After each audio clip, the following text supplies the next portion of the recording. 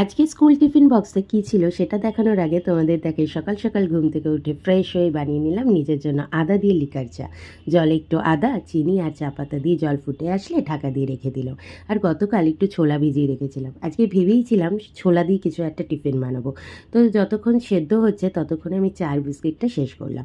তারপরে চিন্তা করতে করতে ভাবলাম আজকে আলু কাবলি বানিয়ে ফেলি। তো প্রথমে আলুটা একটু সেদ্ধ করে নিয়েছি।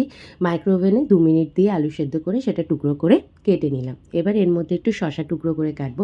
প্রথমে ভাবছিলাম শসাটা কেমন হবে, তেতো হবে কিনা, তারপর খেয়ে দেখলাম না, শসাটা বেশ ভালো ছিল। আর তার মধ্যে দিলাম হাফ টমেটো কুচানো আর একটু পেঁয়াজ কুচানো। আর এখানে আমি পাতিলেবুর রস অ্যাড করব আর কাঁচা লঙ্কাও কুচিয়ে নিলাম। আর স্বাদ মতো নুন দিয়েছি, গোলমরিচের গুঁড়ো আর ভাজা মশলার গুঁড়ো। চাইলে তোমরা চাট মশলাও দিতে পারো। দিয়ে সেদ্ধ ছোলা দিয়ে ভালো করে মাখিয়ে নিলাম। আর এটা একদম হেলদি খাবার ছিল আর বেশ টেস্টিও হয়েছিল। আর একটা বাদ দেওয়া মৌসম্বি ছিল, সেটাও নিয়ে নিলাম। কেমন লাগলো জানি।